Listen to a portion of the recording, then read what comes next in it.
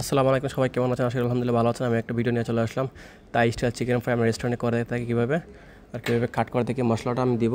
আপনারা ভিডিওটা লং হইলেও ভিডিওটার সাথে থাকুন, ভিডিওটা অ্যাকসেপ্ট করবেন, অনেক টিপস শেয়ার করবো। আমি একটা 1800 গ্রাম মুরগি নিয়ে নিলাম, স্কিন সহ অবশ্যই লাগবে, ফ্রাই চিকেন চামড়া সহ মুরগি লাগবে, না হলে ভালো হয় না। একটা মুরগি আমি 16 পিস বা 14 পিস করে নেব এটা। তারপরে ভালো করে হালকা ওয়াশ করে জরা দিয়ে আমি মশলা অ্যাড করব।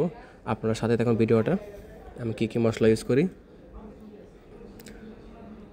আর এটা আমার মোটামুটি শেষ, কাটিং করা শেষ। এদিকে হচ্ছে লেবু রস করা হচ্ছে। এটা হচ্ছে মশলাটা তাই আদা, তাই পাতা, লেবু পাতা, আচ্ছা তাই গাছ, লাল শুকনা মরিচ, সব উপকরণগুলো আমি এক্সাম্পল আমি দেখাইছি, এগুলো সব ব্লেন্ড করে নিব।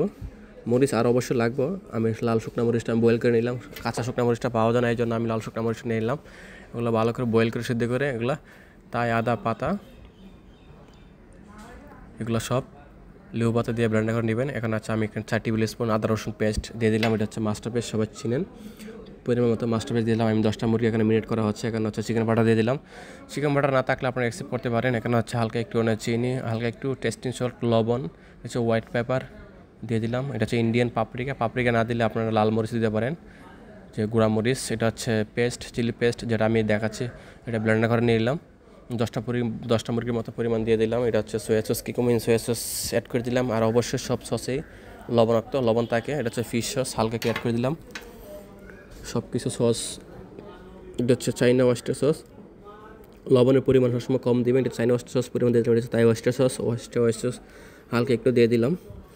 তারপর হচ্ছে আমি ভালো করে এগুলো অ্যাড করব। আর এখানে হচ্ছে আমার জিরার গুঁড়া, ভাজা আস্ত জিরার গুঁড়া আমি অ্যাড করে দিলাম।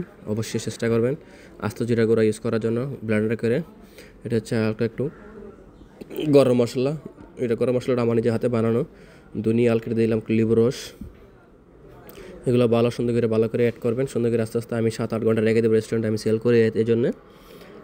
এক এক করে আমি তারপরে হাফ ডান করবেন। হালকা একটু ময়দা, কর্নফ্লাওয়ার, ডিম দিয়ে ভালো করে মাখায়া ফ্রাই করার পরে আবার নিম্নে 2-3 মিনিট উড়ায় রাখবেন। উড়ানোর পরে হালকা একটু ছুরি দিয়ে বা কাঁটা চামচ দিয়ে গাওয়ায়া আবার ফ্রাই করবেন দ্বিতীয়বার। এটা হচ্ছে হালকা একটু লবণ প্রয়োজন ছিল, লবণ দিয়ে দিলাম। লেবু রস প্রয়োজন ছিল, লেবু রস দিয়ে দিলাম।